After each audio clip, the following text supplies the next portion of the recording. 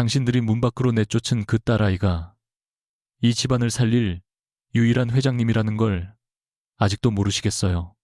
딸을 낳았다는 이유로 한서윤은 산후조리도 끝나기 전에 쫓겨났다. 시어머니 오혜라는 아들의 새 여자를 집 안으로 들이며 손녀를 모욕했다. 그러나 서윤의 낡은 가방 안에는 강씨 집안을 뒤흔들 2장의 유전자 검사 결과가 들어있었다. 그중 한 장이 바닥에 떨어지는 순간 가장 큰 소리로 혈통을 외치던 여자의 얼굴이 하얗게 굳기 시작했다. 그 아이를 버린 순간 어머님은 회장님을 문 밖으로 내쫓으신 겁니다. 한서윤의 목소리는 막 출산한 사람의 것이라고 믿기 어려울 만큼 낮고 차가웠다. 한남동 강씨 저택의 대문 앞 검은 철문 아래로 그녀의 짐들이 마구 던져져 있었다. 아기 베넷저고리 반쯤 접힌 산모복병원에서 받은 진료기록 봉투, 그리고 낡은 가죽 가방 하나가 차가운 대리석 바닥에 처박혀 있었다. 오혜라는 진주 목걸이를 고쳐 잡으며 비웃었다. 회장님, 네가 낳은 계집애를 그렇게 부르면 진짜 뭐라도 되는 줄 아니. 그녀 곁에선 강민재는 눈을 피한 채 말했다. 서윤아, 더 취해지지 말고 서류에 사인해. 서윤은 품 안의 갓난아이를 더 깊이 감싸 안았다. 이 아이가 당신 딸이라는 사실은 변하지 않아. 그러자 혜란이 날카롭게 웃으며 받아쳤다. 딸은 강씨 집안에 필요 없어. 우리 집에 필요한 건 대를 이을 아들이야. 민재 옆에 최유라는 부드러운 미소를 지으며 배를 쓰다듬었다. 너무 화내지 마세요. 산모잖아요. 그래도 이제 나가야 할 사람은 나가야죠. 서윤이 그녀를 보자 유라는 더 선명하게 웃었다. 언니, 미안해요. 하지만 민재 씨가 선택한 건 저예요. 민재는 그 말에 힘을 얻은 듯 턱을 들었다. 유라는 내 아이를 가졌어. 아들이야. 네가 못 해낸 일을 해낸 여자라고. 서윤의 입술이 하얗게 질렸지만 그녀는 울지 않았다. 저택 안에서는 이미 사람을 맞을 준비가 끝난 듯했다. 현관에는 새 꽃장식이 놓였고 거실 샹들리에 아래에는 유라가 좋아한다는 흰 장미가 가득했다. 서윤이 태어난 지 겨우 3시간.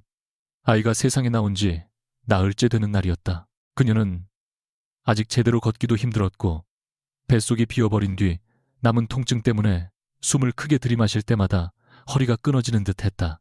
그런데도 혜라는 기다렸다는 듯 병원에서 돌아온 서윤을 대문 앞에서 세웠다. 이 집 문턱은 네가 딸을 안고 넘을 곳이 아니야. 그 한마디와 함께 집안일을 하던 사람들이 눈을 내리깐 채 짐을 밖으로 옮겼다. 누군가는 미안한 표정을 지었지만 아무도 말리지 않았다. 강씨 집안에서 오혜란의 명령은 오래전 죽은 강 회장의 유언보다 빠르게 움직였다. 서윤은 딸의 작은 숨결이 목덜미에 닿을 때마다 무너지고 싶은 몸을 억지로 세웠다. 이 아이만큼은 흔들리는 어른들의 욕심 속에서 울지 않게 하고 싶었다. 그래서 그녀는 마지막까지 조용히 말했다. 어머님 집안에서 이야기해요. 아이가 춥습니다. 그러나 혜라는 웃었다. 그럼 더 빨리 나가.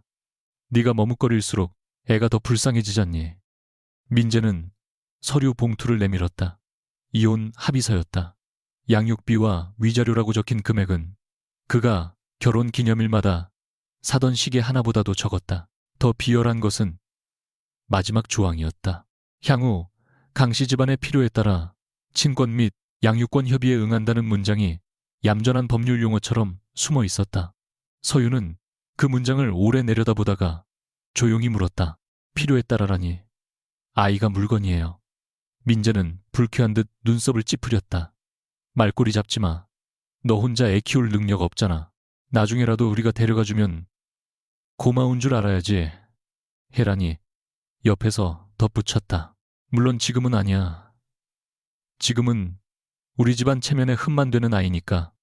그 말에 서윤의 팔에 힘이 들어갔다. 아기는 잠결에 작은 입술을 움찔거렸고 그 미세한 움직임이 서윤의 심장을 찔렀다. 그녀는 한때 이 집에서 자라려 애썼다. 혜란이 새벽 5시에 제사를 준비하라 하면 일어났고 민재가 회사 접대라며 밤새 돌아오지 않아도 묻지 않았다.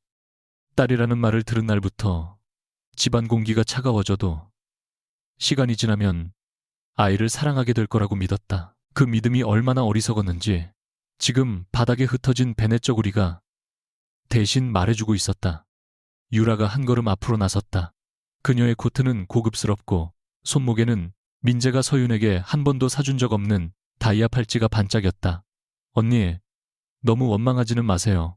민재 씨도 힘들었어요. 집안에서 아들 압박이 얼마나 심했는데요.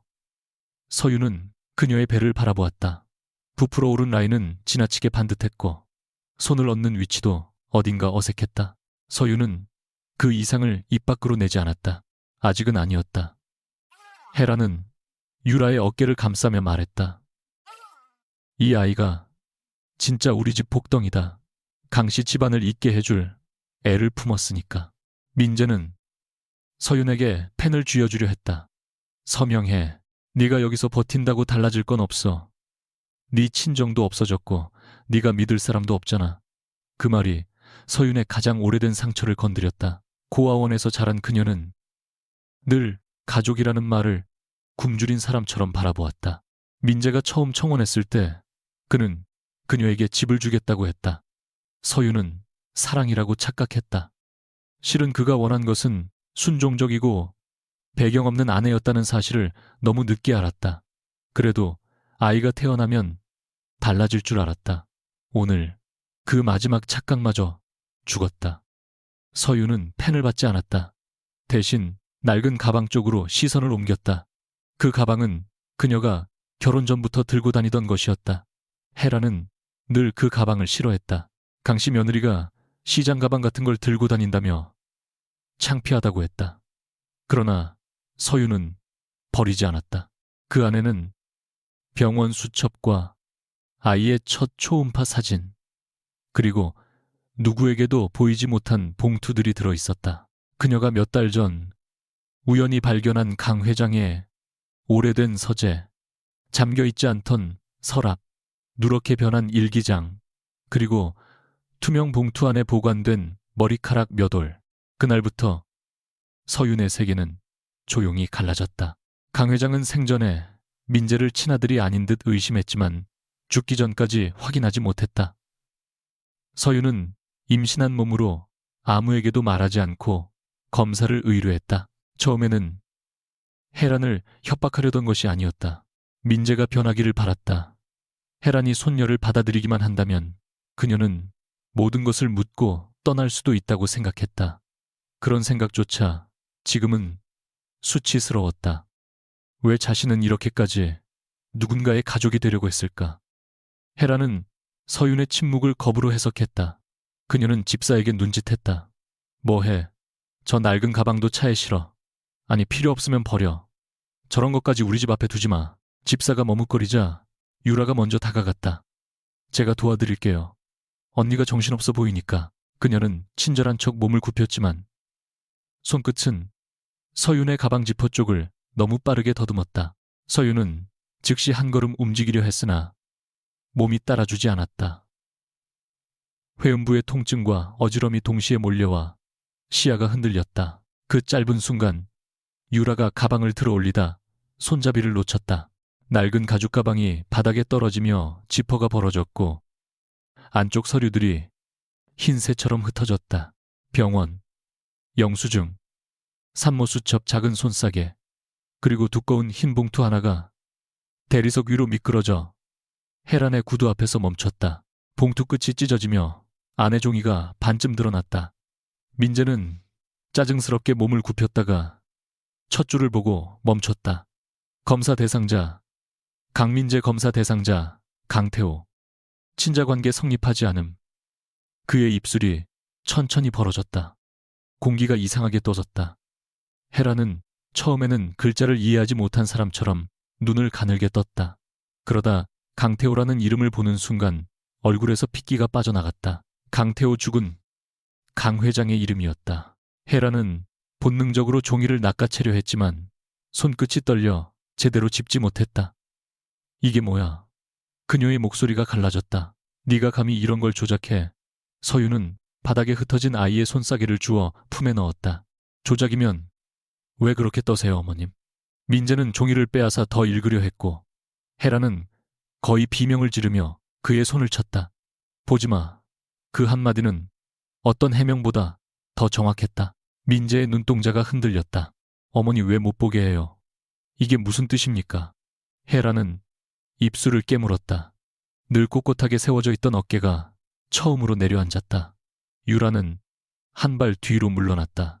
그녀의 눈은 헤란의 얼굴과 민재의 손에 들린 종이, 그리고 서윤의 가방 사이를 빠르게 오갔다. 계산이 시작된 눈이었다. 서윤은 그 눈빛을 보며 알았다. 이 여자는 사랑 때문에 온 사람이 아니었다. 그리고 이 집은 생각보다 더 빨리 무너질 수 있었다. 헤라는 급히 표정을 수습하려 했지만 이미 늦었다. 대문 밖에서 대기하던 기사와 안쪽 현관의 직원들이 모두 침묵 속에서 그 광경을 보고 있었다. 강씨 집안에서 가장 위험한 것은 진실 그 자체가 아니라 진실을 누가 먼저 목격했는가였다. 헤라는 낮은 목소리로 집사에게 명령했다. 전부 들어가. 아무도 본 것 없다. 그러나 누구도 즉시 움직이지 않았다. 서윤은 바닥에 남은 서류들을 천천히 주워 담았다. 손이 떨렸지만 서두르지 않았다. 헤란이 다가와 그녀의 팔을 붙잡았다. 너 이걸 어디서 났어? 누가 줬어 말해. 서윤은 고통에 미간을 찌푸렸지만 물러서지 않았다. 어머님이 평생 지키려던 혈통이요. 그 혈통이 어머님 손에서 먼저 깨졌다는 증거예요. 민재는 믿을 수 없다는 듯 고개를 저었다. 말도 안 돼. 민재는 수긍다. 말도 안 돼. 내가 아버지 아들이 아니라고. 그럼 나는 뭐야? 그 질문에는 분노보다 공포가 많았다. 서윤은 그 공포가 낯설지 않았다. 가족이라 믿었던 것이 거짓일 때 사람은 바닥을 잃는다. 하지만 그는 조금 전 자기 딸에게 그 바닥조차 주지 않으려 했다. 그래서 서윤은 부드러워지지 않았다. 그 대답은 제가 아니라 어머님께 들으세요. 바로 그때 서윤의 휴대전화가 울렸다. 화면에는 저장하지 않은 번호가 떴지만 그녀는 그 번호를 알고 있었다. 지난달부터 여러 차례 연락해온 법무법인 서한의 대표 번호였다. 처음에는 보이스피싱이라 생각했다. 그러나 그들은 그녀가 어릴 적 보육원에 맡겨질 때 함께 발견된 은목걸이의 문양까지 알고 있었다. 그리고 사흘 전 출산 직전 병원으로 온 중년 여자는 아주 낮은 목소리로 말했다. 할로이 여사님께서 기다리고 계십니다. 서윤 씨와 아이의 안전이 우선입니다. 서윤은 그때도 믿지 않았다. 강씨 집안에서 버티는 것이 아이에게 나을 거라고 생각했다. 그러나 지금 헤란의 손이 그녀의 팔을 멍들도록 움켜쥐고 있고 민재의 눈이 아내가 아니라 증거물을 보는 사람처럼 변해 있는 지금 그녀는 마침내 자신의 판단이 틀렸다는 것을 인정했다. 전화를 받자 낯선 남자의 차분한 목소리가 들렸다. 한서윤 씨, 서도현입니다. 지금 저택 앞에 계십니까? 서윤은 대답하지 못했다. 도현은 잠시 침묵하다가 더 낮게 말했다. 차량이 3분 안에 도착합니다. 그 봉투들을 절대 넘기지 마십시오. 특히 두 번째 봉투는 아이의 생명줄입니다. 두 번째 봉투라는 말에 헤란의 눈이 번쩍였다. 그녀는 서윤의 가방을 낚아채려 했다. 서윤은 아이를 안은 채 몸을 비틀었고 민재가 반사적으로 그녀의 앞을 막았다. 보호하려는 행동이 아니었다. 그는 가방을 빼앗기 위해 양쪽의 움직임을 멈춘 것뿐이었다. 두 번째라니 또 뭐가 있어? 그의 목소리가 거칠어졌다. 유라도 숨을 죽였다. 서윤은 휴대전화를 귀에 댄 채 가방 끈을 움켜쥐었다. 도연의 목소리가 다시 들렸다. 한서윤 씨, 지금부터 아무 말도 하지 마십시오. 아이를 안고 대문 오른쪽으로 이동하세요. 그러나 서윤은 침묵하지 않았다. 그녀는 헤란을 똑바로 보았다. 어머님은 오늘 제 딸을 버리셨어요. 강씨 집안에 필요 없는 아이라고 하셨죠. 헤란은 불안과 분노가 뒤섞인 얼굴로 쏘아붙였다. 그 입 다물어. 네가 뭘 안다고. 서윤은 처음으로 희미하게 웃었다. 너무 지친 웃음이라 더 차가웠다. 저도 다 알지는 못해요. 그래서 끝까지 확인하려고 했어요. 하지만 하나는 확실해졌어요. 어머님이 버린 아이는 어머님이 생각하는 그런 아이가 아닙니다.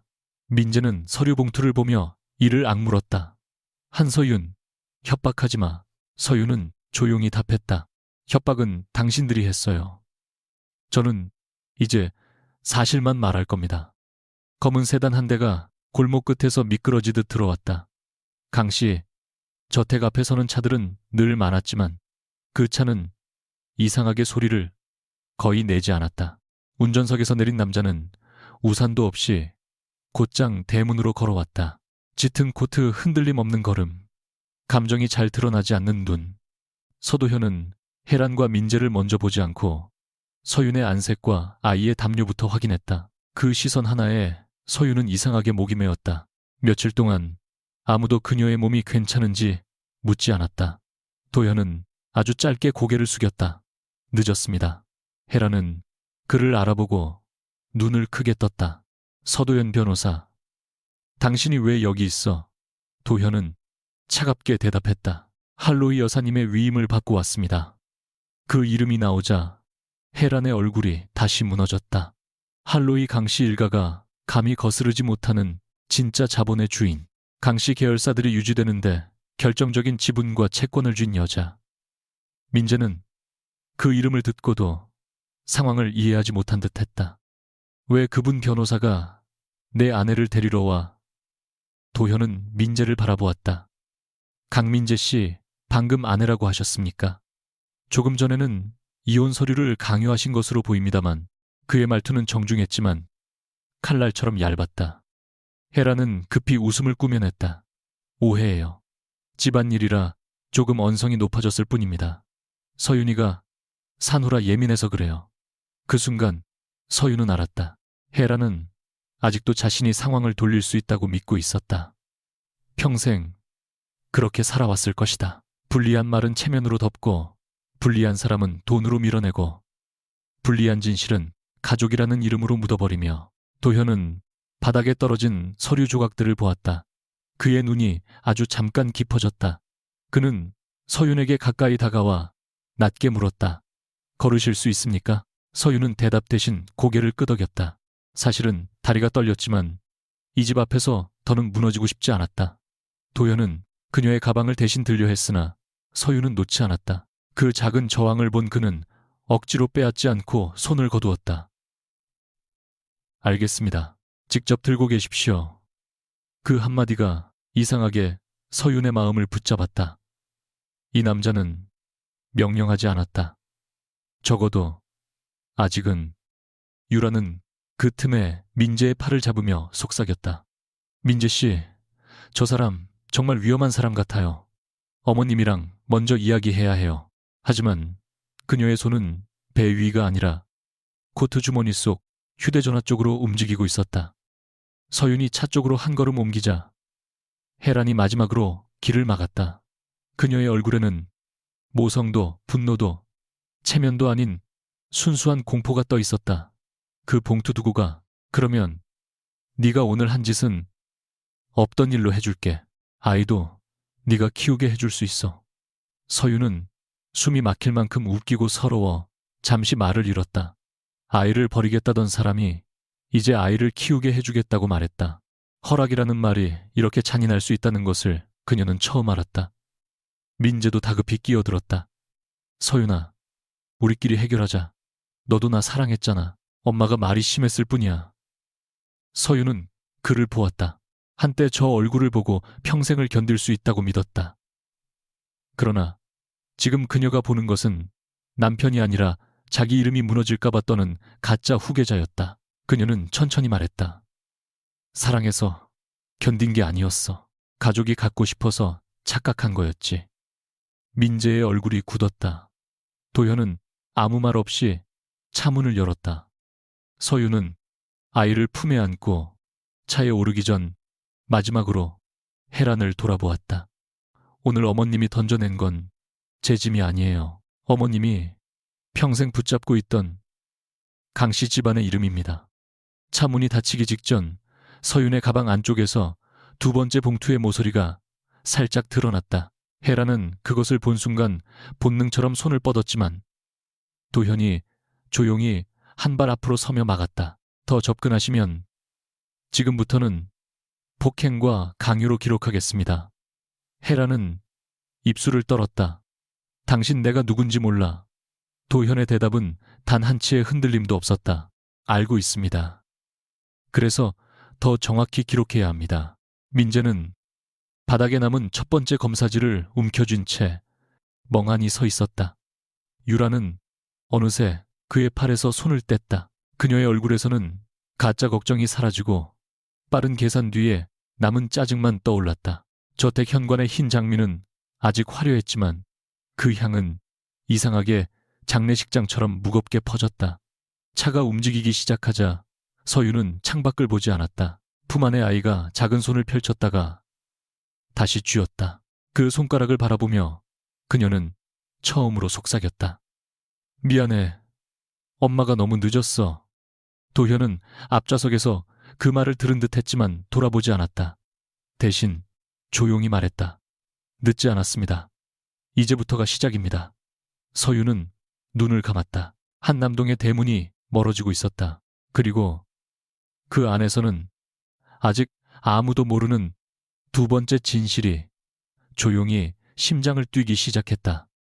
성수동 강변이 내려다 보이는 오피스텔은 한남동 저택과 전혀 다른 냄새가 났다. 새 가구의 나무 냄새, 깨끗하게 세탁된 이불 냄새, 그리고 아직 이름 붙이지 못한 낯선 안전의 냄새였다.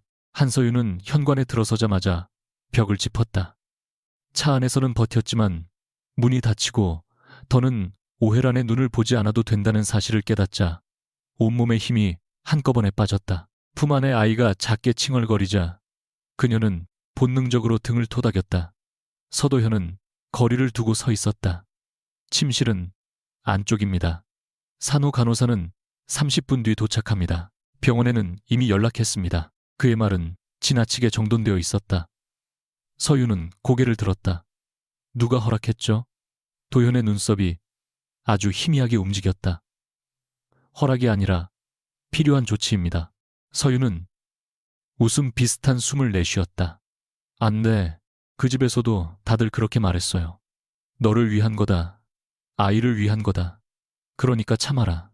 도현은 잠시 침묵했다. 그는 변명하지 않았다. 대신 서윤의 손에 들린 낡은 가방을 보며 낮게 말했다.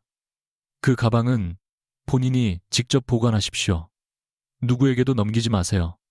저에게도요. 그 말에 서윤의 눈빛이 조금 달라졌다. 적어도 그는 빼앗으려 들지 않았다. 침실에는 아기 침대와 산모용 쿠션, 체온계와 분유 기저귀까지 정돈되어 있었다. 준비가 너무 완벽해서 오히려 불안했다.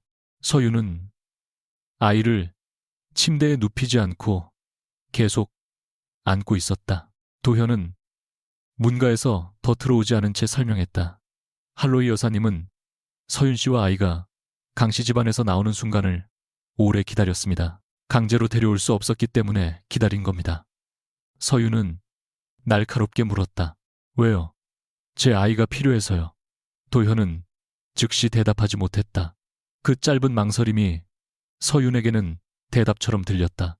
그녀는 아이를 더 꼭 안았다. 저는 방금 한 집안에서 쫓겨났어요. 딸이라는 이유로요. 그런데 이제 다른 집안에서는 필요하다고 하네요. 이번에는 회장 자리에 앉힐 피라서요. 도현의 얼굴에 처음으로 미세한 균열이 생겼다. 그렇게 보일 수 있다는 것 압니다. 보이는 게 아니라 그래요. 그 두 번째 봉투가 아이의 생명줄이라고 했죠. 생명줄이 아니라 목줄이면요. 서윤의 목소리는 떨렸지만 뒤로 물러서지 않았다. 도현은 천천히 고개를 숙였다. 그래서 오늘은 아무 서명도 요구하지 않겠습니다. 유전자 검사 결과도 위임장도 양육 관련 서류도 요구하지 않겠습니다. 다만 몸을 회복하십시오. 싸움은 그 다음입니다. 그 시각 한남동 저택에서는 흰 장미가 쓰레기처럼 뜯겨나가고 있었다. 오해라는 거실 한가운데 서서 집사와 기사 가사 도우미들을 줄 세웠다. 그녀의 목소리는 평소처럼 우아하지 않았다. 오늘 대문 앞에서 본 것 들은 것 전부 잊어. 누가 묻든 산모가 예민해서 소란이 있었다고만 말해. 아무도 대답하지 않자 그녀는 테이블 위 찻잔을 밀어 깨뜨렸다. 월급 받고 일하면 입도 같이 닫는 게 예의야. 강민재는 손에 쥔 검사지를 다시 펼쳤다가 구겨 쥐었다. 친자관계 성립하지 않음이라는 문장이 눈에 박혀 빠지지 않았다. 어머니, 설명하세요. 혜라는 그를 보지 않았다. 가짜야. 한서윤이 꾸민 짓이야. 네가 흔들리면 그 애가 원하는 대로 되는 거야. 민재는 창백한 얼굴로 웃었다. 그럼 왜 못 보게 했습니까? 왜 그렇게 놀라셨어요? 혜라는 가까스로 숨을 고르고 다가와 아들의 양팔을 붙잡았다. 민재야, 너는 강태호 회장의 아들이야. 내가 그렇게 만들었고 세상도 그렇게 알고 있어. 중요한 건 진실이 아니라 사람들이 믿는 기록이야. 그 말은 위로가 아니라 자백에 가까웠다. 민재는 한 걸음 물러섰다. 처음으로 그는 자신이 평생 밟고 있던 바닥이 종이처럼 얇았다는 것을 느꼈다. 혜라는 곧바로 움직였다. 그녀는 강씨 일가가 오래 써온 실무 변호사에게 연락하고 병원과 검사기관에 아는 사람을 찾으라 지시했다.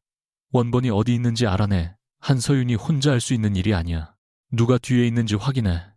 민재는 여전히 멍한 얼굴이었지만 혜라는 그를 흔들어 깨우듯 말했다. 정신 차려. 네가 무너지면 나도 끝이고 네 자리도 끝이야. 할로이가 개입했다면 보통 일이 아니야. 그 이름이 나오자 민재의 눈이 다시 불안하게 움직였다. 할로이는 강씨 집안의 친척이 아니었지만 강씨보다 위에 있었다. 강태호 회장이 살아있을 때부터 그녀의 자금과 지분 없이는 계열사 확장이 불가능했다. 민재는 이를 악물었다. 그럼 서윤에게 가서 가져오겠습니다. 아이도 서류도. 혜라는 고개를 끄덕였지만 곧 덧붙였다. 감정적으로 굴지 마. 네가 아직 남편인 척해야 해. 애 아빠인 척하고 미안한 척하고. 모욕적인 말이었지만 정확했다. 그래서 더 잔인했다. 민재는 그 사실을 이용할 생각을 하면서도 자신이 조금 전 딸을 버렸다는 사실에는 오래 머물지 않았다. 성수동 오피스텔의 창밖으로는 늦은 오후의 빛이 유리 건물들 사이에 걸려 있었다. 간호사가 다녀간 뒤 서윤은 고열 직전이라는 말을 들었다. 몸은 쉬라고 비명을 질렀지만 머리는 멈추지 않았다. 도현은 거실 테이블 위에 휴대전화 하나를 올려놓았다. 임시 연락용입니다. 기존 휴대전화는 위치 추적 가능성이 있습니다. 서윤은 그를 바라보았다. 강민재가 그 정도까지 할 사람은 아니에요. 말하고 나서 스스로도 믿지 못해 입술을 다물었다. 도현은 그녀의 표정을 읽은 듯 담담히 말했다. 사람은 잃을 게 많아질수록 더 예상 가능한 짓을 합니다. 강민재 씨는 지금 이름을 잃을 위기에 있습니다. 서윤은 아기 침대 옆 의자에 앉아 아이의 손등을 만졌다. 그 사람 이름이 그렇게 중요했으면 왜 자기 딸 이름은 한 번도 제대로 불러주지 않았을까요? 도현은 대답하지 못했다. 서윤은 가방을 열어 두 번째 봉투를 꺼내려다 멈췄다. 봉투 가장자리에는 법무법인 서한의 봉인이 찍혀 있었다. 할로이 여사가 보내온 사람들은 출산 전 이미 그녀와 아이의 혈액 검사를 끝냈다. 그러나 결과를 본 순간에도 서윤은 믿지 않았다. 잃어버린 손녀라는 말은 너무 크고 먼 이야기였고 그녀에게 필요한 것은 거대한 성이 아니라 아이를 안고 잠들 수 있는 작은 방이었다. 도현은 그 봉투를 보지 않으려 시선을 돌렸다. 그러자 서윤이 먼저 입을 열었다. 정말 제 외할머니인가요? 도현은 조심스럽게 고개를 끄덕였다. 현재 확보된 자료상으로는 그렇습니다. 서윤 씨가 보육원에 맡겨질 당시 함께 있던 은목걸이 출생 기록 일부, 그리고 할로이 여사님 쪽에서 보관하던 가족 자료가 일치합니다. 최종 확인은 이미 끝났습니다. 서윤은 웃지도 울지도 못했다. 왜 이제야요? 이 질문에는 그도 쉽게 대답하지 못했다. 당시 아이를 빼돌린 사람이 있었습니다. 여사님은 오래 찾았습니다. 너무 오래요. 서유는 눈을 감았다. 너무 오래라는 말은 위로가 되지 않았다. 그녀가 보육원에서 열이나 밤새 울던 날에도, 결혼식장에서 친정석이 비어있던 날에도, 임신 소식을 혼자 들고 병원 복도를 걸었던 날에도 그 오래는 계속되고 있었다. 도연은 낮게 덧붙였다. 여사님은 직접 오고 싶어 하셨지만 지금 건강이 좋지 않습니다. 그리고 강씨 집안이 움직일 가능성이 있어 우선 제가 왔습니다. 서유는 그를 바라보았다. 당신은 누구 편이에요? 제 편이에요. 그분 편이에요. 아니면 그 아이가 받을 지분 편이에요. 도현은 한참 뒤에야 말했다. 오늘은 적어도 아이를 버린 사람들 편은 아닙니다. 그 말이 이상하게 서윤의 마음을 더 불편하게 했다. 확실한 대답을 원했는데 그는 확신을 주지 않았다. 그러나 거짓 확신을 팔지도 않았다. 도연은 서류 가방에서 얇은 파일 하나를 꺼냈다가 다시 넣었다. 보여드리려던 자료가 있지만 지금은 쉬시는 게 먼저입니다. 서윤은 그 손짓을 놓치지 않았다. 그 자료에 뭐가 있죠? 강민재 씨가 오늘 안에 접근할 가능성에 대한 대비책입니다. 접근하면요. 도연은 창밖을 보았다. 그의 옆벌굴에는 이상하게 오래된 피로가 묻어 있었다. 녹음하고 문을 열지 않고 직접 상대하지 않는 게 원칙입니다. 서윤은 낮게 웃었다. 법조문처럼 말하네요. 도현은 잠깐 침묵하다가 말했다. 저는 원칙을 어겼다가 사람을 잃은 적이 있습니다. 그의 목소리가 아주 조금 낮아졌다. 어머니가 돌아가신 뒤 제 여동생은 친척들에게 맡겨졌습니다. 재산 문제로 어른들이 싸우는 동안 아이는 누구의 편도 아니었는데 모두의 증거물이 됐죠. 저는 그때 너무 어렸고 아무것도 막지 못했습니다. 서윤은 예상치 못한 고백의 말을 잃었다. 도현은 곧 표정을 닫았다. 그래서 아이가 상속의 중심에 서는 사건을 싫어합니다. 하지만 이미 중심에 서 있다면 적어도 아이를 사람이 아닌 물건처럼 다루는 사람들 손에는 두지 않을 겁니다.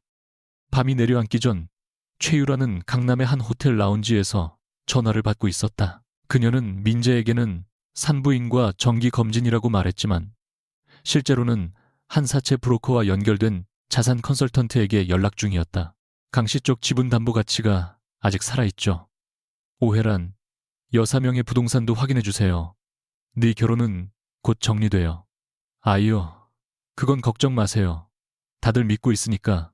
그녀는 배 위에 얹은 손을 거울에 비춰보며 표정을 고쳤다.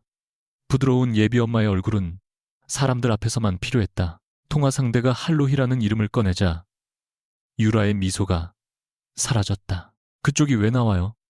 강 씨랑 무슨 상관인데요? 잠시 후 그녀는 이를 악물었다. 할로히가 움직이면 강민재의 이름값은 순식간에 달라질 수 있었다. 유라는 휴대전화를 끊고 화장실 칸 안으로 들어갔다. 코트 안쪽의 보정벨트를 풀자 부풀어 있던 배의 형태가 약간 내려앉았다. 그녀는 급히 다시 고정하며 거울 속 자신에게 속삭였다. 아직은 아니야. 아직 빠지면 손해만 봐. 그러나 눈빛은 이미 도망갈 길을 찾고 있었다. 성수동에는 밤이 깊어졌지만 서유는 잠들지 못했다. 아이는 겨우 잠들었고 방 안에는 작은 숨소리만 규칙적으로 들렸다. 서유는 거실로 나와 낡은 가방을 무릎 위에 올려놓았다. 결혼 전 보육원 선생님이 사준 가방이었다. 처음 직장을 구했을 때도, 민재와 처음 만났을 때도, 강씨 집안에 처음 들어갔을 때도 함께였다. 헤라는 그 가방을 천박하다고 했지만 서윤에게는 자신이 아직 완전히 사라지지 않았다는 증거였다. 그녀는 첫 번째 봉투를 다시 확인했다. 강민재와 강태호 사이에 친자 관계가 없다는 결과는 몇 번을 봐도 숨이 막혔다.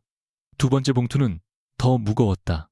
아이와 할로이 사이의 혈연 가능성, 그리고 출산 이후 발효될 신탁 및 경영권 관련 조항. 서유는 한 문장을 오래 바라보았다.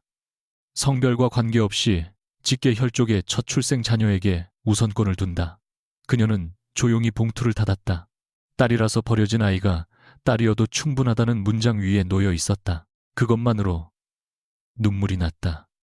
하지만 그 문장이 아이를 행복하게 해줄지는 아직 알 수 없었다. 자정이 가까워졌을 때 초인종이 울렸다. 화면 속에는 강민재가 서 있었다. 그는 낮에 오만한 얼굴을 지우고 젖은 눈빛과 흐트러진 머리로 남편처럼 보이려 애쓰고 있었다. 서윤의 손이 얼어붙었다. 도연이 남긴 임시 휴대전화가 곧바로 울렸다. 문 열지 마십시오. 그의 목소리는 낮고 또렷했다. 현관 화면 속 민재는 카메라를 향해 말했다. 서윤아, 나야. 잠깐만 얘기하자. 어머니가 너무 놀라서 그래. 나도 혼란스러워. 그래도 우리는 부부잖아. 서윤은 대답하지 않았다. 민재는 더 애틋한 표정을 지었다. 아이, 얼굴도 못 봤잖아. 아빠가 미안하다고 말하고 싶어.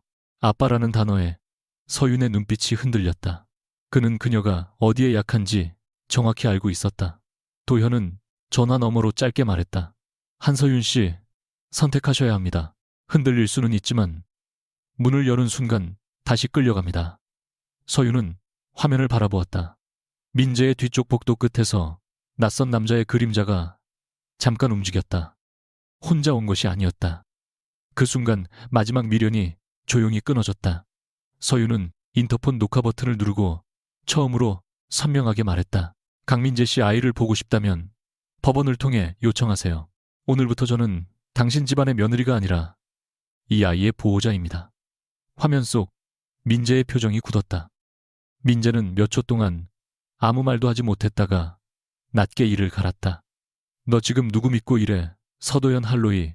그 사람들이 널 가족으로 받아줄 것 같아. 서윤은 숨을 골랐다.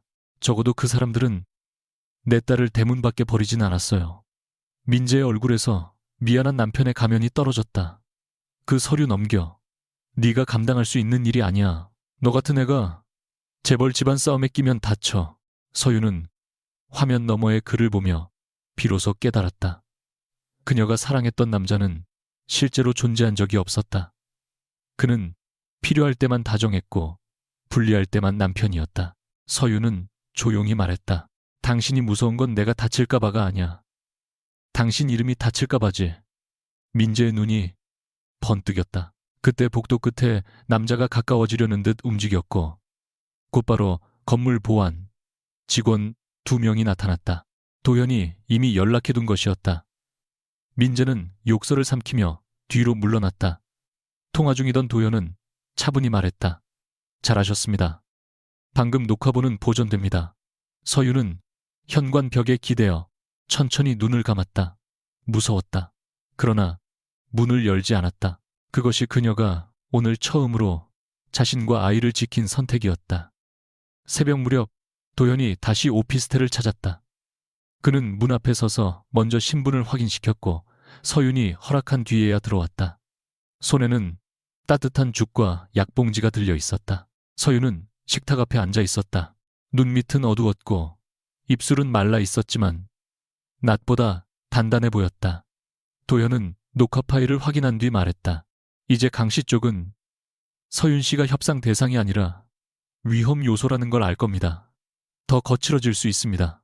서윤은 죽숟가락을 들지 않은 채 물었다. 그럼 제가 뭘 해야 하죠? 도연은 그녀를 바라보았다. 도망치거나 숨거나 먼저 법적 보호를 신청할 수 있습니다. 그리고 할로히 여사님을 만나실 수도 있습니다. 서윤은 아이가 잠든 방문을 보았다. 오래전부터 그녀는 누군가의 허락을 기다리며 살았다. 보육원에서는 후원자의 허락, 결혼 후에는 시어머니의 허락, 남편의 허락, 집안의 허락. 이제는 그만하고 싶었다. 그녀는 2번째 봉투를 테이블 위에 올렸다.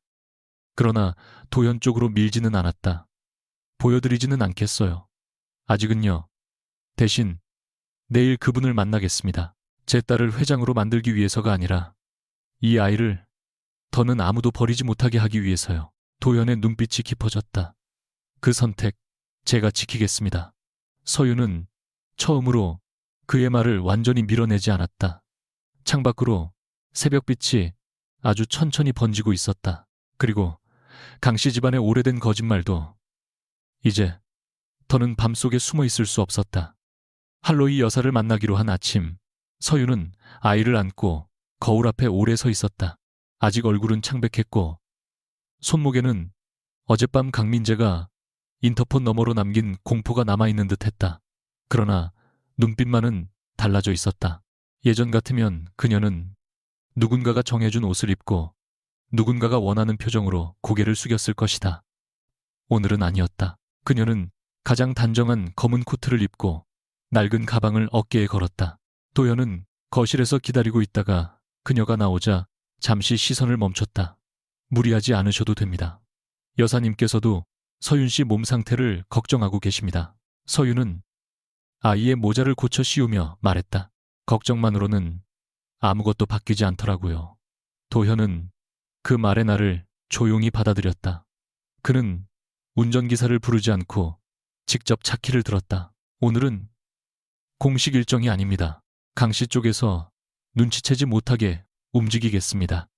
서윤은 짧게 고개를 끄덕였지만 마음속 어딘가에는 여전히 의심이 웅크리고 있었다. 이 남자가 친절해서 돕는 것인지, 할로이라는 거대한 이름이 명령했기 때문에 움직이는 것인지 그녀는 아직 알 수 없었다. 할로이가 머문 곳은 병원이라기보다 조용한 갤러리처럼 보이는 청담동의 개인 요양시설이었다. 유리문 안쪽에는 향이 강하지 않은 흰 꽃이 놓였고 복도마다 낮은 조명이 깔려 있었다. 병실 안으로 들어서자 휠체어에 앉은 노인이 천천히 고개를 들었다. 은빛, 머리, 마른 손. 그러나 눈빛만은 아직도 사람을 꿰뚫는 힘이 있었다. 할로이는 아이를 먼저 보지 않고 서윤을 보았다. 그리고 아주 오래 참아온 사람처럼 숨을 들이켰다. 너를 찾는데 너무 오래 걸렸다. 그 말은 극적인 포옹도 눈물겨운 사과도 아니었다. 오히려 너무 낮고 조심스러워서 서윤의 마음을 더 아프게 했다. 서윤은 인사도 잊은 채 물었다. 왜 저를 버렸나요? 병실 공기가 무겁게 가라앉았다. 도현이 한 걸음 물러섰다. 할로이는 손끝을 떨며 대답했다. 버린 적 없다. 빼앗겼다. 그러나 네가 버려진 채 자랐다는 사실은 변하지 않으니 내 변명이 내 고통을 지우지는 못한다. 서윤은 그 말에 쉽게 울 수 없었다. 그녀는 너무 오래 혼자였고 너무 늦게 찾아온 가족이라는 단어를 믿기에는 이미 많은 문턱에서 밀려난 뒤였다. 할로이는 손짓으로 도연에게 서류를 가져오게 했다. 파일에는 오래된 사진 한 장이 끼워져 있었다. 젊은 여자가 갓난아기를 안고 웃고 있었고 그 목에는 서윤이 보육원에서 받았던 은목걸이와 같은 문양의 목걸이가 걸려 있었다. 내 어머니 한지안이다. 내 외동딸이었지. 할로이의 목소리가 흔들렸다. 그 아이가 사랑한 남자는 집안의 반대를 받았다. 나는 어리석었고 너무 늦게 용서했다. 지안이가 사고로 죽은 뒤 너까지 사라졌다. 서윤은 사진 속 여자의 얼굴을 바라보았다. 자신과 닮은 눈매가 있었다. 이상하게도 낯선데 아팠다. 그럼 제 딸은 왜 상속자가 되는 거죠? 저를 찾았다면 저를 먼저 보셨어야죠.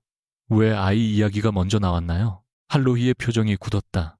그 질문은 서윤이 밤새 품고 온 칼이었다. 노인은 천천히 말했다. 내 주변에는 네가 돌아오기를 바라지 않는 사람들이 많다.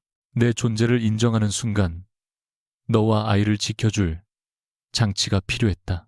그래서 신탁을 만들었다. 아이를 이용하려던 게 아니다. 아이를 건드리면 그들이 잃을 것이 생기게 하려던 거다. 서윤은 대답하지 않았다. 보호와 이용은 때로 너무 닮아 있었다. 그때 도연의 휴대전화가 짧게 울렸다. 그는 화면을 확인하자 얼굴이 굳었다. 강씨 쪽에서 움직였습니다. 서윤이 고개를 들었다. 도연은 망설이다가 말했다. 오혜란 여사가 오늘 오후 비공개 가족 회의를 소집했습니다. 명목은 강민재 씨의 혼인 정리와 후계 안정화입니다. 실제로는 서윤 씨에게 불리한 확인서를 받아내려는 자리로 보입니다. 할로이의 눈빛이 서늘해졌다. 그 여자가 아직도 판을 깔 줄 아는군. 도현은 서윤을 바라보며 조심스럽게 덧붙였다. 더 나쁜 소식이 있습니다. 강씨 쪽에서 서윤 씨가 혼인 중 부정행위를 했고 아이의 친부도 불분명하다는 이야기를 일부 친척들에게 흘렸습니다. 서윤은 순간 아이를 안은 팔에 힘이 풀릴 뻔했다. 딸이라는 이유로 버렸던 사람들이 이제는 그 딸의 피까지 더럽히려 하고 있었다. 할로이가 낮게 분노했다. 당장 막아. 그러나 서윤은 뜻밖에도 고개를 저었다. 아니요. 막기만 하면 또 숨어야 해요. 저는 평생 그렇게 살았어요. 도현이 그녀를 보았다. 그럼 어떻게 하시겠습니까? 서윤은 사진 속 어머니와 품 안의 딸을 번갈아 보았다. 가겠습니다. 그들이 저를 불러내기 전에 제가 먼저 가서 듣겠습니다. 그 사람들이 어디까지 할 수 있는지 제 귀로 확인할 거예요. 도현은 반대했다. 그의 반대는 단호했지만 거칠지는 않았다. 그 자리는 안전하지 않습니다. 산후 회복도 안 된 상태에서 심리적 압박을 받으면 위험합니다. 서윤은 그를 똑바로 보았다. 위험한 걸 몰라서 가겠다는 게 아니에요. 어제 저는 문을 열지 않았어요. 오늘은 제가 문을 열 겁니다. 끌려가는 게 아니라 들어가기 위해서요. 도현의 눈빛이 깊어졌다. 그는 자신이 틀렸다고 쉽게 인정하는 사람이 아니었지만 서윤의 말 속에 있는 결심은 꺾을 수 없는 성질의 것이었다. 할로이는 잠시 침묵하다가 말했다. 네가 원한다면 사람을 붙이겠다. 서윤은 고개를 저었다. 많은 사람은 필요 없어요. 아이는 여기 두고 가겠습니다. 제 딸이 그 사람들 눈앞에서 다시 모욕당하는 걸 보고 싶지 않아요. 그 말에 할로히의 마른 손이 떨렸다. 내가 지키마. 서윤은 처음으로 노인의 눈을 피하지 않았다. 지켜주세요. 하지만 제 허락 없이 아무 결정도 하지 마세요. 할로히는 아주 천천히 고개를 끄덕였다. 도현은 그 장면을 보며 이상한 감정을 느꼈다. 이 여자는 도움을 받으면서도 무릎 꿇지 않았다. 오래 굶주린 사람처럼 가족을 원했지만 이제는 그 가족에게도 선을 긋고 있었다. 강씨 저택의 별채 회의실에는 오후 3시가 되기 전부터 사람들이 모였다. 민재의 작은아버지, 고모 계열사 임원 몇 명, 그리고 헤란이 믿는 변호사가 긴 테이블을 둘러싸고 앉아 있었다. 헤란은 검은 정장을 입고 있었지만 얼굴의 피로까지 감추지는 못했다. 그녀는 사람들에게 차분한 목소리로 말했다. 한서윤이 산후 우울과 피해망상으로 집안을 흔들고 있습니다. 아이의 친자 문제도 확인이 필요합니다. 민재의 새 가정이 안정되기 전에 정리해야 합니다. 고모가 낮게 물었다. 그런데 어제 대문 앞에서 이상한 서류가 나왔다는 말이 돌던데요. 헤란의 눈이 날카로워졌다. 가짜입니다. 강태호 회장님의 이름까지 이용한 악질적인 조작이에요. 민재는 테이블 끝에 앉아 손을 꽉 쥐고 있었다. 그는 어머니의 말을 믿고 싶었다. 그러나 어제 어머니가 외친 보지 말라는 말이 계속 귓속에서 되살아났다. 그 순간 문이 열렸다. 모두가 돌아보았다. 한서윤이 들어왔다. 혼자였다. 낡은 가방을 들고 창백한 얼굴로, 그러나 누구보다 똑바른 걸음으로 헤라는 이를 악물었다. 누가 들여보냈어? 서윤은 조용히 말했다. 부르려고 하셨잖아요. 그래서 왔습니다. 회의실은 잠시 술렁였다. 헤라는 빠르게 표정을 수습했다. 잘 왔다. 네가 직접 설명해. 네가 왜 강씨 집안에 조작 서류를 들이밀었는지. 서윤은 그 말을 듣고도 바로 반박하지 않았다. 그녀는 의자를 권하지 않았지만 스스로 앉지 않았다. 서 있는 것이 더 나았다. 민재가 낮은 목소리로 말했다. 서윤아, 여기까지 오지 말았어야지. 지금이라도 사과하고 서류 넘겨. 서윤은 그를 바라보았다. 어제는 딸이라서 필요 없다면서요. 오늘은 왜 아이 친부가 궁금해졌어요. 그 한마디에 몇몇 친척의 표정이 미묘하게 변했다. 헤란이 날카롭게 끼어들었다. 말장난하지 마. 우리 집안 명예가 걸린 일이야. 서윤은 천천히 가방을 테이블 위에 올렸다. 모두의 시선이 가방으로 쏠렸다. 그녀는 지퍼를 열지 않았다. 명예요. 저는 이 집에서 그 단어를 참 많이 들었어요. 그런데 명예를 지키기 위해 갓난아이를 대문 밖에 버리고 며느리에게 불륜 누명을 씌우는 것도 포함되나요? 변호사가 헛기침을 하며 말했다. 감정적인 발언은 자제하시죠. 오늘은 사실 확인을 위한 자리입니다. 서유는 그를 보며 낮게 답했다. 좋아요. 그럼 사실만 이야기합시다. 헤라는 준비해둔 서류를 밀어냈다. 내용은 서윤이 혼인 파탄의 책임을 인정하고 아이의 친자 확인 전까지 강씨 집안에 어떤 요구도 하지 않겠다는 확인서였다. 더 교묘한 문장도 있었다. 강씨 집안 및 관계자에 관한 미확인 정보를 외부에 유포하지 않는다. 서윤은 그 문장을 보고 헤란의 목적을 알았다. 첫 번째, 유전자 결과를 봉쇄하려는 것이었다. 그녀는 펜을 들지 않았다. 제가 서명하지 않으면요. 민재의 작은아버지가 불쾌하게 말했다.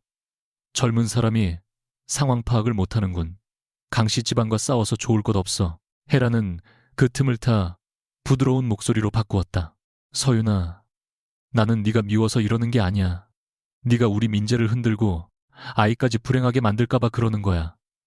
조용히 정리하면 양육비는 더 줄 수 있어. 서윤은 그 말에 처음으로 웃었다. 어머님은 늘 돈을 주면 사람이 사라진다고 믿으셨죠. 혜란의 얼굴이 굳었다. 감히. 그때 회의실 문 밖에서 작은 소란이 들렸다. 도연의 목소리가 낮게 울렸다. 법률 대리인 출석을 막을 권한은 없습니다. 문이 다시 열리고 서도연이 들어왔다. 서윤은 그를 보는 순간 안도보다 먼저 배신감에 가까운 감정을 느꼈다. 그가 알고 있었구나. 내가 올 걸 알고 따라왔구나. 혹시 이 모든 게 증거를 얻기 위한 판이었나? 도연은 그녀의 눈빛을 읽은 듯 했지만 회의실 안에서는 아무 말도 하지 않았다. 그는 서윤의 옆이 아니라 한 걸음 뒤에 섰다. 주도권을 빼앗지 않겠다는 뜻이었다. 그러나 서윤의 마음은 이미 흔들리고 있었다. 헤라는 비웃었다. 역시 뒤에 할로이가 있었군요. 서윤아, 네가 결국 남의 힘을 빌려 우리 집안을 협박하겠다는 거니? 서윤이 대답하기 전 민재가 일어섰다. 그는 어젯밤의 실패를 만회하려는 듯 더 애절한 얼굴을 만들었다. 서윤아, 너 정말 나랑 이렇게 끝낼 거야. 우리 아이 생각해서라도 그만해. 나도 어제는 정신이 없었어. 유라 일도 정리할 수 있어. 서윤은 그 말을 듣고 잠시 눈을 감았다. 유라를 정리할 수 있다는 말에는 사랑도 미안함도 없었다. 그저 불리한 물건을 치울 수 있다는 계산뿐이었다. 그녀가 눈을 뜨자 도연이 조용히 휴대전화 녹음 화면을 보여주었다. 어젯밤 인터폰 앞에서 민재가 서류를 넘기라고 협박하던 음성이 저장되어 있었다. 서윤은 그제야 깨달았다. 도현이 그녀를 미끼로 삼은 것이 아니라 그녀가 문을 열지 않고 버틴 선택을 증거로 만들어 지켜두었다는 것을. 그러나 그 사실을 믿는 일은 아직 쉽지 않았다. 회의가 더 험해지려는 순간 최유라가 예고도 없이 들어왔다. 그녀는 연한 베이지색 원피스를 입고 배를 조심스럽게 감싼 채 나타났다. 헤라는 당황했지만 곧 미소를 지었다. 유라야, 몸도 무거운데 왜 왔니? 유라는 일부러 민재 옆에 서며 말했다. 어머님이 힘드실까 봐요. 그리고 저도 이 집안에 아이를 가진 사람인데 이런 자리에서 빠질 수 없잖아요. 그녀의 목소리는 부드러웠지만 시선은 끊임없이 사람들의 반응을 계산했다. 서유는 유라의 손 위치를 보았다. 배를 감싸는 손이 너무 아래로 내려가 있었다. 산모가 아니라 배역을 연기하는 배우 같았다. 도연도 그것을 놓치지 않은 듯 아주 잠깐 눈을 가늘게 했다. 헤라는 유라를 앞세워 분위기를 바꾸려 했다.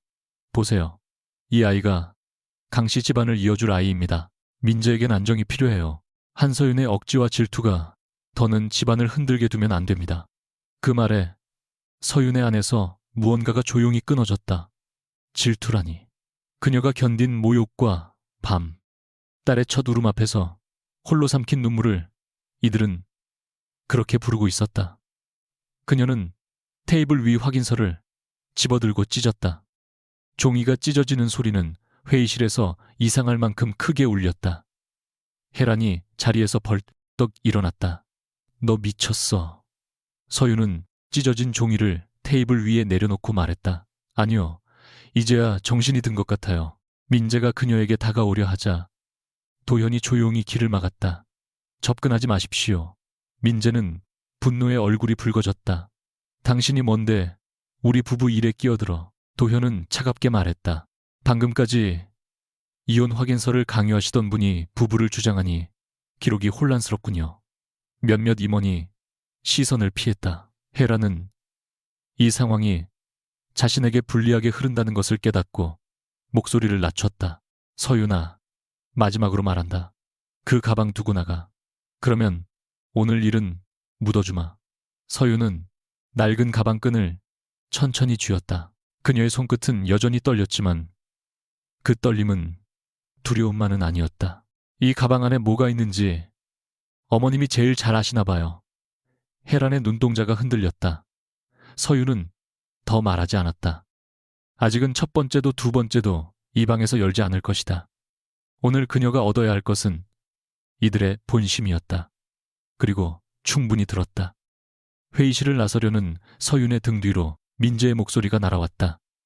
네가 그 아이를 데리고 뭘 할 수 있는데 딸 하나 낳고 회장놀이 하려고. 웃기지 마. 할로이가 널 인정해도 세상은 너 같은 여자를 쉽게 안 받아줘. 서윤은 멈췄다. 방 안에 모두가 숨을 죽였다. 그녀는 천천히 돌아보았다. 그래서 당신들은 세상이 받아주는 아들을 만들고 싶었군요. 진짜인지 가짜인지도 모르는 아들을. 민재의 얼굴이 하얗게 질렸다. 혜란이 날카롭게 외쳤다. 한서윤. 그러나 이미 늦었다. 민재의 고모가 혜란을 의심스러운 눈으로 바라보기 시작했고 임원들 사이에도 낮은 웅성거림이 번졌다. 유라는 그 분위기를 보고 조용히 한 발 뒤로 물러섰다. 그녀는 더 이상 민재의 팔을 잡고 있지 않았다. 서윤은 문 밖으로 나와 비로소 휘청였고 도현이 반사적으로 손을 내밀었다. 서윤은 잠시 그 손을 보다가 스스로 벽을 짚었다. 저를 미끼로 쓰지 마세요. 도현의 얼굴이 굳었다. 그럴 생각 없었습니다. 그럼 다음부터는 제가 모르는 보호도 하지 마세요. 보호와 통제는 닮아 있어서 저는 아직 구분이 어렵습니다. 도현은 한참 뒤 고개를 끄덕였다. 기억하겠습니다. 그날 밤 오혜라는 강남의 한 호텔 스위트룸으로 유라와 민재를 불렀다. 가족 회의가 기대만큼 끝나지 않았기 때문이다. 그녀는 더 큰 무대가 필요하다고 판단했다. 내일 주요 주주들과 어른들을 모을 거야. 유라의 임신을 공식적으로 알리고 민재의 후계 구도를 굳힌다. 한서윤이 무슨 서류를 들고 있든 먼저 여론을 잡으면 된다. 민재는 불안하게 물었다. 어머니, 그 검사지는 정말 가짜죠. 혜라는 대답 대신 그의 뺨을 세게 때렸다. 네가 네 입으로 가짜가 되겠다고 말하는 순간 진짜로 끝나는 거야. 정신 차려. 민재는 뺨을 감싸 쥐고 고개를 숙였다. 유라는 그 장면을 보며 미소를 숨겼다. 이 집안은 금이 간 도자기였다. 멀리서 보면 번쩍이지만 손가락 하나만 잘못돼도 산산조각 날 수 있었다. 혜라는 유라의 배를 보며 말했다. 내일은 네가 중심이야. 무슨 일이 있어도 당당하게 있어. 유라는 달콤하게 웃었다. 걱정 마세요, 어머님. 제가 강씨 집안의 진짜 희망이잖아요. 그러나 호텔을 나와 엘리베이터에 탄 순간 그녀는 휴대전화를 꺼내 메시지를 보냈다. 상황 변동 가능성 있음. 현금화 가능한 것부터 정리. 성수동으로 돌아온 서윤은 아이를 품에 안고 오래 울지 않았다. 대신 아주 조용히 아이의 작은 발을 손바닥에 올려놓고 이렇게 작은 발을 두고 사람들은 후계니, 혈통이니, 이름이니 떠들었다. 도현은 거실에 서서 그녀에게 다가오지 못했다. 오늘 그가 한 행동이 옳았는지 아니면 또 한 번 자신의 원칙으로 누군가를 숨막히게 한 것인지 알 수 없었다. 서윤이 먼저 말했다. 오늘 그 사람들이 제 딸을 어떻게 부르는지 들었어요. 흠필요 조건 확인 대상. 아무도 이름을 묻지 않았어요. 도현은 낮게 물었다. 아이 이름은 정하셨습니까? 서윤은 처음으로 아주 희미하게 웃었다. 할인이요. 한아린, 맑게 빛나라는 뜻으로요. 강씨성은 주지 않을 거예요. 도현은 그 이름을 천천히 되뇌었다. 한아린. 그의 목소리에는 법률가의 계산이 아니라 조심스러운 존중이 있었다. 서윤은 낡은 가방에서 작은 녹음기를 꺼냈다. 회의실에서의 대화가 담겨 있었다. 내일 호텔에 갈 겁니다. 그들이 제 딸을 또 이용하려 한다면 이번에는 제가 먼저 멈추게 할 거예요. 도현은 그녀의 결정을 막지 않았다. 다만 조용히 말했다. 이번에는 서윤 씨가 정한 방식으로 준비하겠습니다. 서윤은 창밖의 강을 바라보았다. 밤의 물결 위로 도시의 불빛이 부서지고 있었다. 그녀도 부서졌다. 하지만 완전히 사라진 것은 아니었다. 강남 호텔의 가장 높은 층은 낮인데도 밤처럼 조용했다. 검은 대리석 바닥은 사람의 발소리까지 삼켜버렸고 벽면의 유리창 너머로는 서울의 빌딩들이 차갑게 빛났다. 오해라는 그 공간을 일부러 골랐다. 밖으로는 비공개 가족 모임이라 말했지만 안쪽에는 강씨 계열사 주주들과 오래된 거래처 어른들, 민재의 친척, 그리고 몇몇 언론사 임원까지 앉아 있었다. 한 번에 판을 뒤집을 무대였다. 헤라는 유라의 손을 잡고 사람들 앞에 섰다. 오늘 여러분께 기쁜 소식을 전하려 합니다. 우리 민재가 새 가정을 준비하고 있고 무엇보다 강씨 집안을 이어갈 아이가 곧 태어납니다. 그 말에 낮은 박수가 흘렀다. 민재는 창백했지만 애써 웃었다.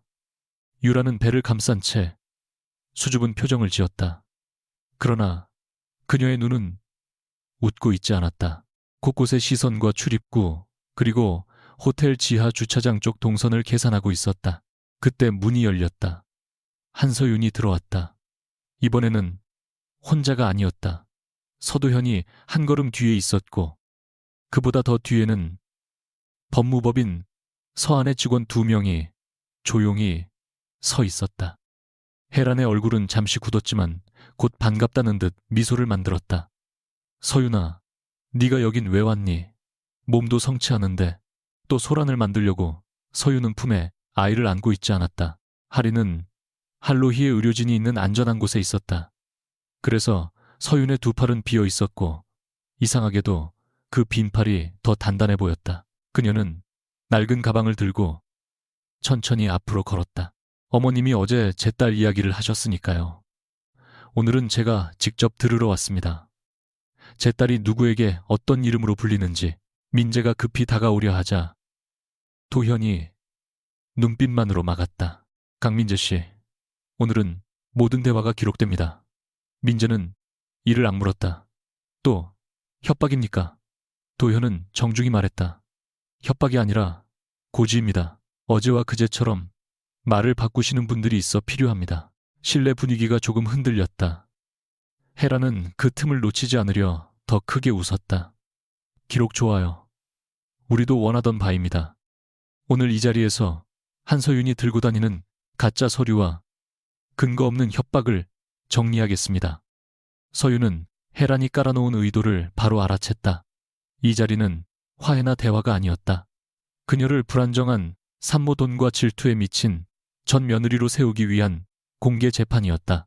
헤라는 테이블 위에 준비된 봉투를 올려놓았다. 한서윤은 어제부터 강씨 집안의 명예를 훼손하는 문서를 들고 다녔습니다. 죽은 회장님의 이름까지 이용한 조작 서류입니다. 오늘 여기 계신 분들 앞에서 그 가방을 확인하면 모든 것이 끝나겠죠. 서윤은 가방끈을 잡은 손에 힘을 주었다. 도현이 낮게 말했다. 동의하지 않으시면 거부하셔도 됩니다. 서윤은 그를 바라보았다. 그 눈빛 속에는 걱정이 있었지만 명령은 없었다. 어제 그녀가 요구한 선을 그는 지키고 있었다. 서윤은 아주 작게 고개를 끄덕인 뒤 헤란을 향해 말했다. 좋아요. 대신 조건이 있습니다.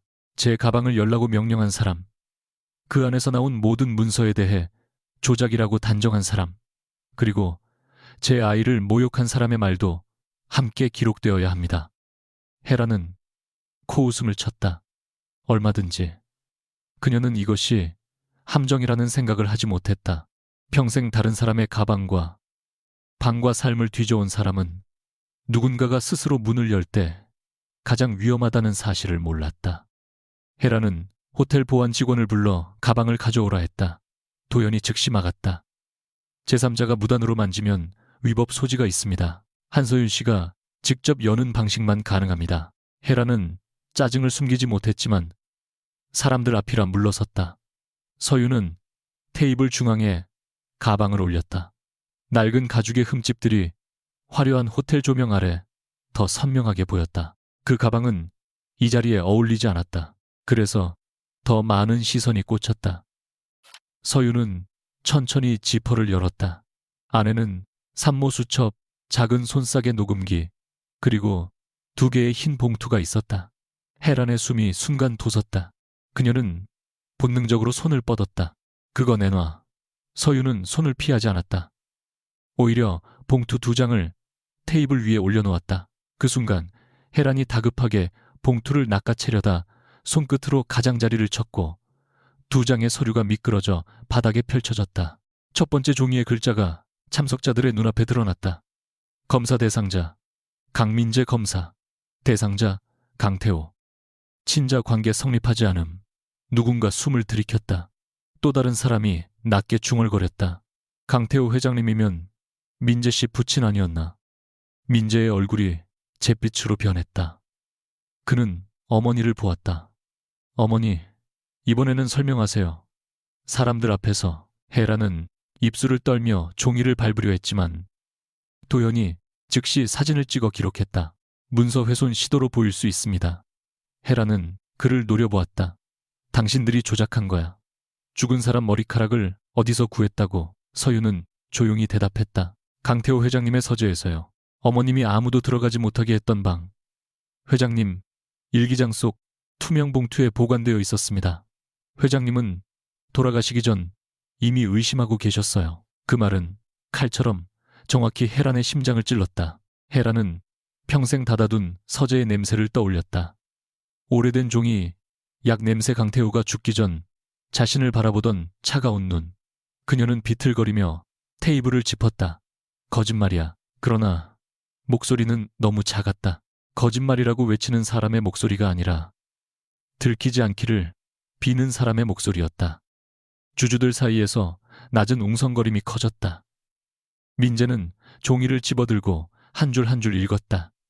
그의 손이 심하게 떨렸다. 그가 평생 자랑하던 이름이 한 장의 종이 앞에서 남의 옷처럼 흘러내리고 있었다. 헤라는 마지막 자존심으로 서윤에게 달려들듯 말했다. 그래, 설령 내 말이 맞다 쳐도 달라질 건 없어. 강씨 집안의 기록은 민재를 아들로 남겼어. 그리고 오늘 이 자리의 주인공은 저 조작 서류가 아니라 유라가 품은 아이야. 진짜 후계자는 아직 태어나지 않았어도 저기에 있어. 그녀는 유라를 앞으로 끌어냈다. 유라는 순간 어깨가 굳었다. 방금 전까지 상황을 재던 그녀는 이제 자신이 방패로 세워졌다는 걸 깨달았다. 헤라는 유라의 배를 가리키며 목소리를 높였다. 이 아이는 아들입니다. 강씨 집안의 피를 이을 아이예요. 민재가 어떤 시련을 겪든 이 아이가 태어나면 집안은 다시 안정됩니다. 서윤은 유라를 바라보았다. 정말요? 그 아이 어디 병원에서 확인받으셨나요? 유라의 눈꺼풀이 떨렸다. 헤란이 대신 쏘아붙였다. 그런 무례한 질문을 감히. 서윤은 테이블 위에 2번째 봉투를 집어들었다. 무례요. 제 딸은 태어난 지 나흘 만에 친자 확인이 필요하다는 소리를 들었습니다. 그런데 이 집안의 희망이라는 아이는 왜 한 번도 검증받지 않았죠? 몇몇 참석자가 유라의 배를 보기 시작했다. 그 시선은 축하가 아니라 의심이었다. 유라는 처음으로 미소를 잃었다. 도현은 그때 2번째 서류를 펼쳐 보였다. 서윤이 허락한 뒤였다. 그의 목소리는 법정에서 판결문을 읽는 사람처럼 차분했다. 이 문서는 한아린 양과 할로히 여사의 혈연 관계 확인 결과 및 할로히 여사 측 신탁 조건에 관한 공증 자료입니다. 핵심은 하나입니다. 한아린 양은 할로히 여사의 직계 혈족으로 확인되었고 출생과 동시에 신탁의 우선 수익자이자 향후 경영권 승계 구조의 중심으로 지정되었습니다. 신뢰가 완전히 얼어붙었다. 누군가가 의자를 밀며 일어섰고 언론사 임원이 본능적으로 휴대전화를 확인했다. 헤라는 처음에는 이해하지 못한 듯 눈만 깜빡였다. 그러다 할로이 직계, 혈족 하나린이라는 단어가 하나로 연결되는 순간 무릎에서 힘이 빠졌다. 말도 안 돼. 그 계집애가 서윤의 눈빛이 차가워졌다. 어머님, 제 딸 이름은 하나린입니다. 그리고 방금도 어머님은 그 아이를 모욕하셨어요. 헤라는 입술을 달싹였지만 말이 나오지 않았다. 자신이 대문 밖으로 내쫓은 아이가 강씨 집안이 의지하던 자금줄의 미래 주인이라니. 그녀가 버린 것은 손녀가 아니라 자신의 마지막 숨통이었다. 민재는 두 번째 서류를 빼앗듯 읽더니 서윤에게 다가왔다. 그의 얼굴에는 놀람과 후회와 욕망이 뒤섞여 있었다. 서윤아, 그럼 하린이가 정말 할로이 여사님의 피라는 거야. 왜 말 안 했어? 우리가 부부인데 왜 혼자 숨겼어? 서윤은 그 눈빛을 보고 속이 서늘해졌다. 그는 아이를 다시 딸로 본 것이 아니었다. 갑자기 가치가 오른 재산으로 보고 있었다. 말했으면 달라졌을까요? 민재는 급히 고개를 끄덕였다. 당연하지. 내가 어제는 몰라서 그랬어. 하린이는 내 딸이야. 우리 다시 생각해보자. 서윤은 천천히 물었다. 딸이라서 버렸을 때는 당신 딸이 아니었고 회장이 될 수 있다니까. 갑자기 당신 딸이 됐나요? 민재는 말을 잃었다. 혜란이 바닥에서 비틀거리며 일어나 서윤의 손목을 잡으려 했다. 서윤아, 내가 잘못했다. 내가 잠깐 미쳤던 거야. 아이를 데려와. 내가 키울게. 아니, 내가 모실게. 우리 집안이 널 어떻게 대하든 결국 가족이잖니. 서윤은 손목을 빼냈다. 가족은 대문 밖에 갓난아이 짐을 던지지 않아요. 짧은 말이었지만 혜란의 얼굴을 다시 무너뜨리기에는 충분했다. 그 순간 조용히 뒤로 물러나 있던 유라가 웃었다. 처음에는 작았고 곧 참을 수 없다는 듯 커졌다. 모두가 그녀를 바라보았다. 유라는 배를 감싸고 있던 손을 천천히 내렸다. 진짜 웃기네요. 회장님 될 아기는 밖으로 쫓아내고 가짜 아들의 가짜 손자까지 모셔오셨네. 혜란이 날카롭게 외쳤다. 유라야, 지금 무슨 소리니? 유라는 더 이상 예비 며느리의 얼굴을 하지 않았다. 그녀는 원피스 옆 지퍼를 열고 코트 안쪽에 고정 벨트를 풀었다. 부풀어 있던 배가 아래로 툭 떨어지듯 무너졌다. 실리콘 보정물이 바닥에 떨어지는 소리가 호텔의 고요를 찢었다. 누군가 비명을 삼켰다. 민재는 눈을 의심하는 사람처럼 뒤로 물러났다. 유라야. 유라는 차갑게 웃었다. 왜 그렇게 불러요? 당신 집안이 돈이 될 줄 알고 맞춰준 건데. 알고 보니 당신도 가짜라잖아요. 나까지 같이 침몰할 이유는 없죠. 헤라는 손을 뻗었지만 유라는 피했다. 아들 낳아줄 여자 필요하다면서요. 그래서 아들 가진 척 했어요. 서로 원하는 거 맞춰준 건데 왜 이제 와서 피해자인 척 하세요? 민재의 얼굴이 분노로 일그러졌다. 너 날 속였어. 유라는 어깨를 으쓱했다. 당신은 한서윤 씨 속였고 어머님은 평생 강태호 회장 속였고 나는 당신들 속였죠. 이 집안에서 제일 늦게 배운 학생이 저였을 뿐이에요. 그 말은 너무 잔인했지만 이상하게도 누구도 즉시 반박하지 못했다.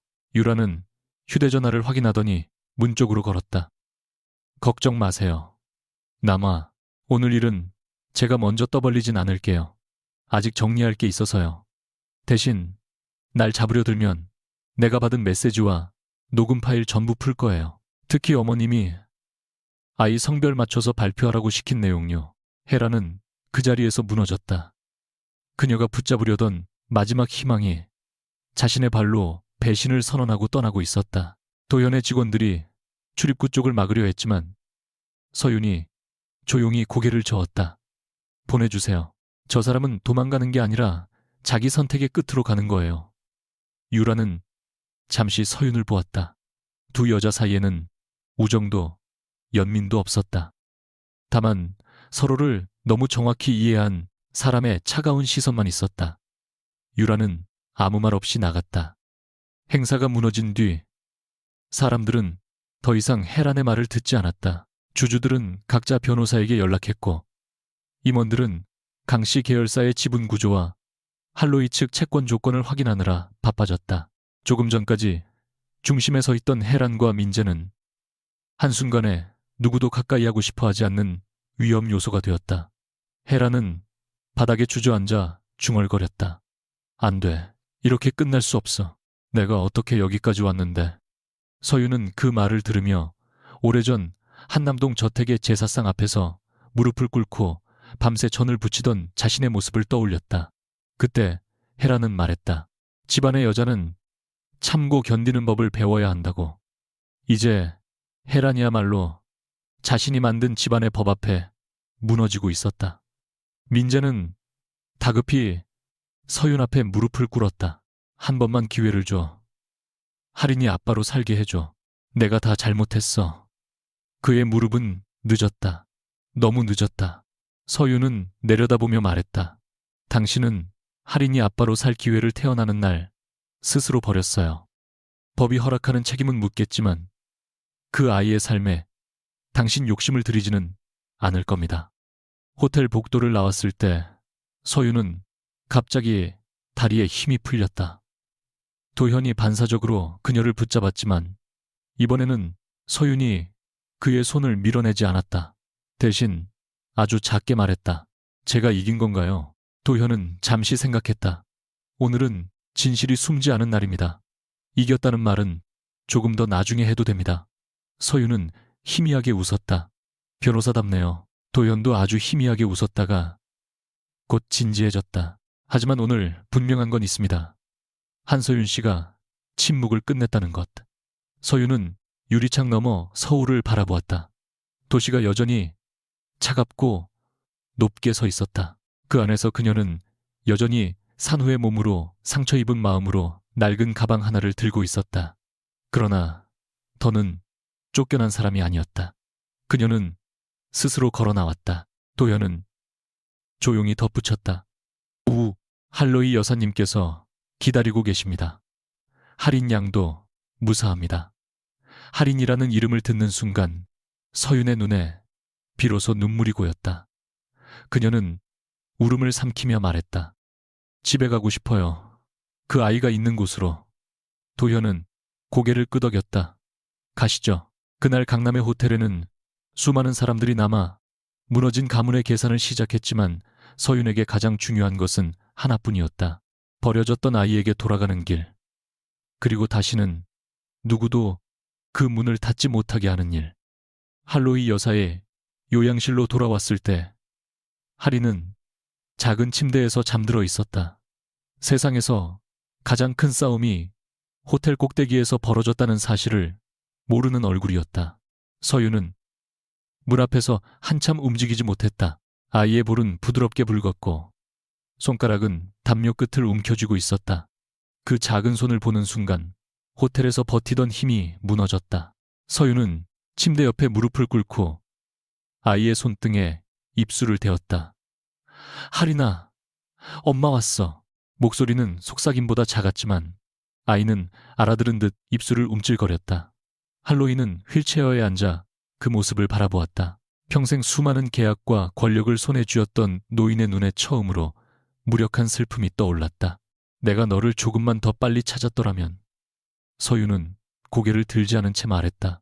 그 말로 제 어린 시절이 돌아오진 않아요. 할로이는 눈을 감았다. 서윤은 아이의 담요를 고쳐 덮은 뒤 천천히 말을 이었다.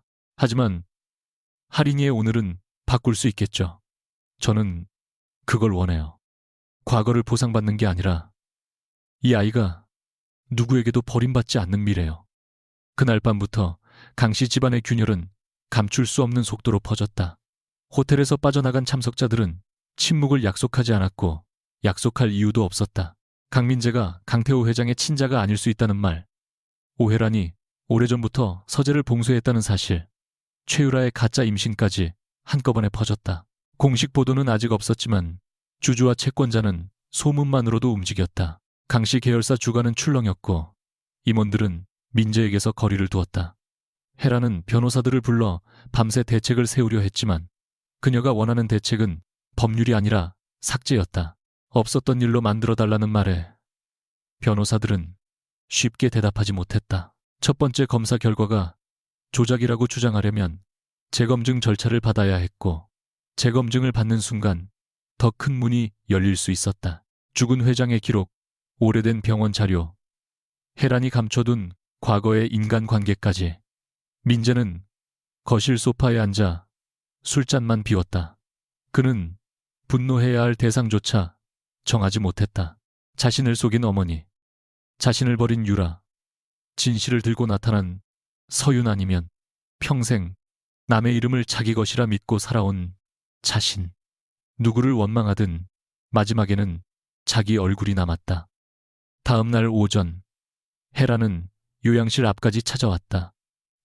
그녀는 늘 입던 완벽한 정장 대신 구겨진 코트를 걸치고 있었고 머리도 제대로 정돈되지 않았다.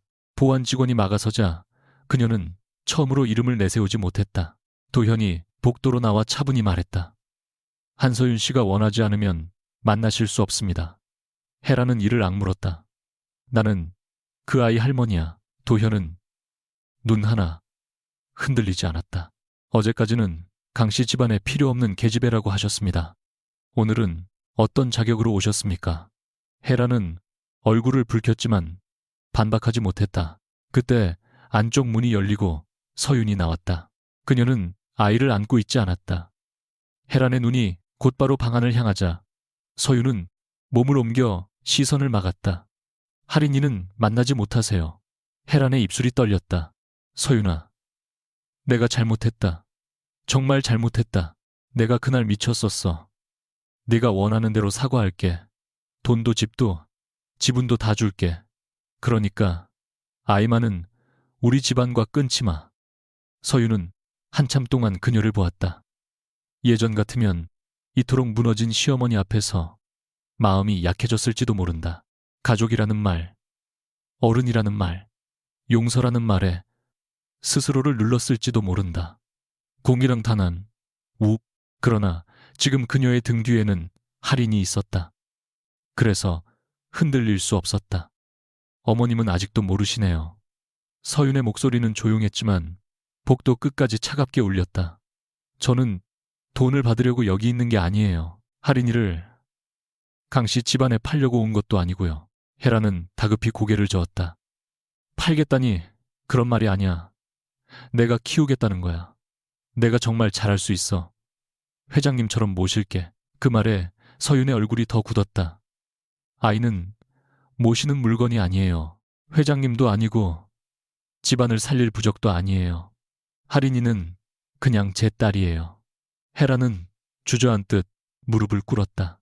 복도에 있던 직원들이 놀라 시선을 돌렸다.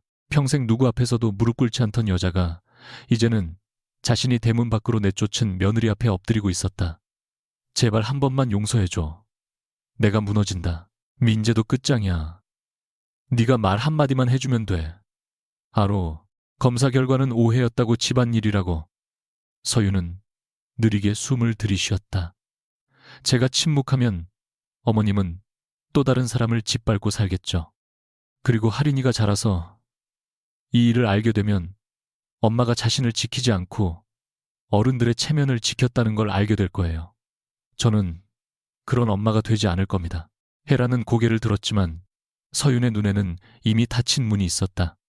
민재는 그보다 늦게 나타났다. 그는 헤란보다 더 말끔한 옷을 입고 있었지만 눈 밑의 어둠은 숨기지 못했다. 서윤은 그를 요양실 밖 작은 상담실에서 만났다. 도현은 안쪽에 함께 있었지만 이번에도 서윤보다 앞서 말하지 않았다.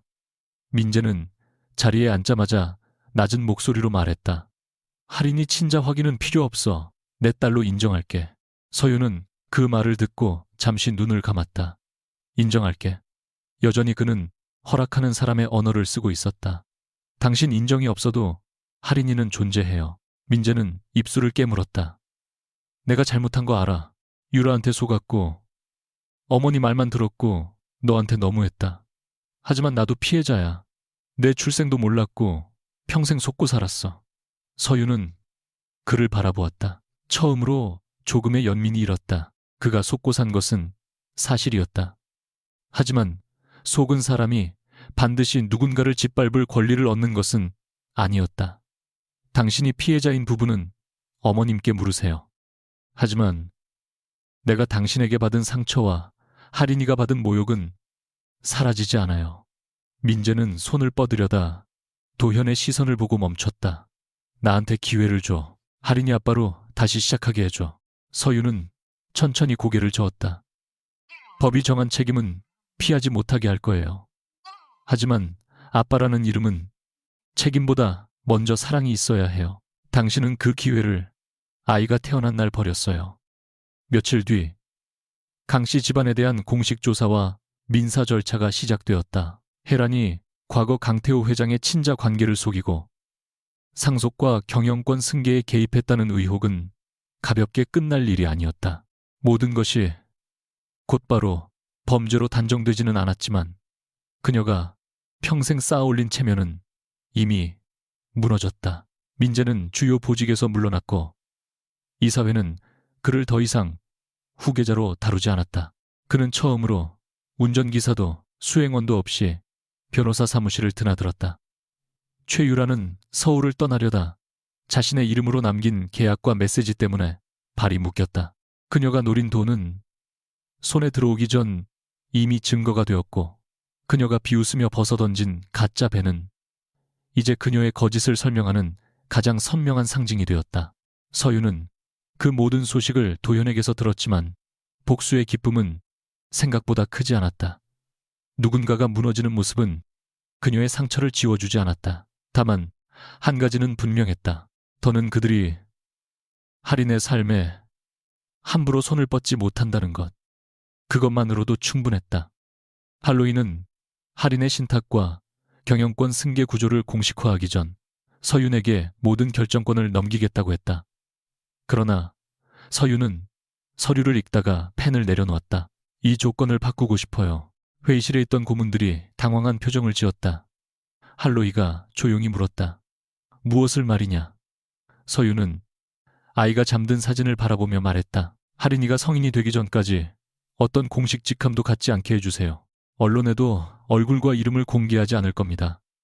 지분과 신탁은 보호장치로만 두고 아이가 자라서 스스로 선택할 때까지 누구도 회장님이라고 부르지 못하게 하고 싶어요. 할로히는 오래 침묵했다.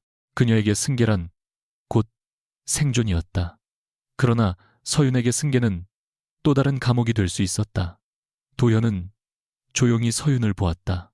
호텔에서 진실을 펼칠 때보다 지금의 그녀가 더 강해 보였다. 권력을 움켜쥐는 것이 아니라 아이에게서 권력의 무게를 덜어내고 있었기 때문이다. 할로이는 마침내 고개를 끄덕였다. 내 뜻대로 하자. 나는 너를 다시 잃고 싶지 않아서 장치를 만들었지만 네가 그 장치 안에서 숨 막히게 살게 할 수는 없지. 서윤은 처음으로 노인에게 아주 작게 웃었다. 완전한 용서는 아니었지만 시작은 될 수 있었다. 계절이 조금 바뀌었다. 한남동의 대문 앞에서 쫓겨나던 날 입었던 코트는 더 이상 옷장 맨 앞에 걸려있지 않았다. 서윤은 성수동 작은 집에서 할인과 지내며 몸을 회복했고 때때로 할로이를 찾아가 오래된 가족 사진과 어머니의 이야기를 들었다. 처음에는 모든 말이 낯설었지만 어느 날 사진 속 어머니가 좋아했다는 노래를 듣고 자신도 모르게 울었다. 슬픔은 뒤늦게 찾아왔고 치유도 서두르지 않았다. 도현은 변호사로서 필요한 순간마다 곁에 있었지만 사적인 거리를 넘지 않았다. 그는 할인을 볼 때마다 아이의 이름을 먼저 불렀고 절대 회장님이나 상속자라는 말을 쓰지 않았다. 어느 저녁 서윤이 할인을 재우고 거실로 나오자 도현은 테이블 위에 정리된 서류를 밀어놓았다. 강민재 씨 측의 면접 교섭 신청은 제한적으로만 검토될 겁니다. 아이의 안전과 정서가 우선이라는 의견이 받아들여졌습니다. 서유는 고개를 끄덕였다. 고마워요. 도현은 잠시 침묵하다가 말했다. 고마움을 들을 자격이 있는지 모르겠습니다. 처음에는 저도 아이를 사건의 중심으로 봤습니다. 서윤 씨가 가장 싫어하는 방식이었죠. 서윤은 그를 바라보았다. 그래도 당신은 제가 멈추라고 했을 때 멈췄어요. 그게 저한텐 중요했어요. 도현의 얼굴에 오래된 그림자가 스쳤다. 저는 지키는 법을 몰라서 잃었다고 생각했습니다. 그래서 누군가를 지킬 때마다 더 단단한 울타리를 세우려고 했어요. 그런데 울타리가 높아지면 안에 있는 사람도 하늘을 못 본다는 걸 몰랐습니다. 서유는 창밖으로 시선을 돌렸다. 성수동의 밤은 한남동보다 덜 화려했지만 이상하게 더 따뜻했다. 저도 사랑받고 싶어서 너무 오래 문 밖에 서 있었어요. 누가 문을 열어주기만 기다렸죠. 이제는 제가 문을 고르려고요. 누구를 드릴지, 누구를 내보낼지. 도현은 그녀의 말을 오래 듣고 있었다. 그 침묵은 불편하지 않았다. 서유는 할인의 작은 담요를 접으며 조용히 덧붙였다. 도현 씨가 그 문 앞에 서고 싶다면 서두르지 말아주세요. 도현은 아주 천천히 고개를 끄덕였다. 기다리겠습니다. 기다리겠습니다. 문을 두드리는 것도 허락받고 하겠습니다. 그 말에 서유는 웃었다. 처음으로 아프지 않은 웃음이었다. 사랑이라는 말은 아직 이르지만 존중이라는 말은 이미 그들 사이에 놓여 있었다. 그리고 서유는 이제 그 차이를 알았다. 몇 달 뒤 강씨 저택은 더 이상 예전의 위엄을 갖지 못했다. 대문은 여전히 높았지만 그 안에서 명령하던 목소리는 사라졌다. 혜라는 법적 절차와 사회적 비난 속에서 거의 외부에 나오지 않았고 민재는 자신의 출생을 둘러싼 진실을 받아들이지 못한 채 오랫동안 방황했다. 어느 날 그는 서윤에게 긴 편지를 보냈다. 용서해달라는 말과 할인을 한 번만 보고 싶다는 말이 적혀 있었다. 서윤은 편지를 찢지 않았다. 하지만 답장도 하지 않았다. 그녀는 그 편지를 보관함에 넣으며 할인이 언젠가 자라묻는다면 숨기지 않겠다고 생각했다. 다만 그날이 올 때까지 어른들의 후회가 아이의 어린 시간을 침범하게 하지는 않을 것이다. 할로윈은 점차 건강을 회복했고 서윤과 함께 할인의 100일 사진을 찍었다. 사진 속에서 누구도 왕관을 씌우지 않았고 누구도 아이에게 무거운 이름을 붙이지 않았다. 할인은 그냥 웃고 있었다. 그것이 서윤에게는 어떤 승리보다 컸다. 봄비가 내리던 날 서윤은 오래된 낡은 가방을 정리했다.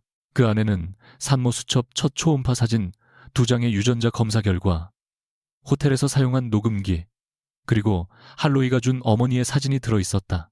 그녀는 한참을 바라보다가 검사 결과지들을 새 파일에 넣어 금고에 보관했다.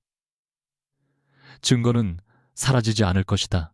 그러나 더 이상 매일 들고 다니며 자신을 지킬 필요는 없었다. 낡은 가방은 버리지 않았다.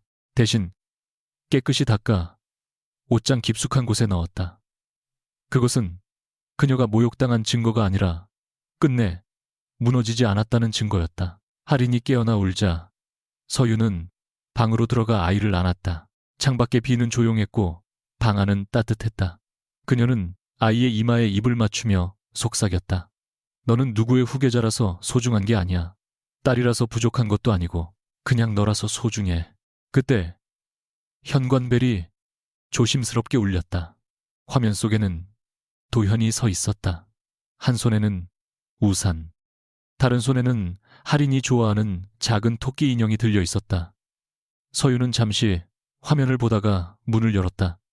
이번에는 쫓겨나지 않기 위해서가 아니었다. 스스로 선택한 사람을 드리기 위해서였다. 문이 열리자 도현이 낮게 말했다. 들어가도 되겠습니까? 서유는 할인을 품에 안고 아주 천천히 미소 지었다. 네, 들어오세요. 그렇게 그녀의 집은 처음으로 누군가의 허락이 아니라 자신의 선택으로 따뜻해졌다.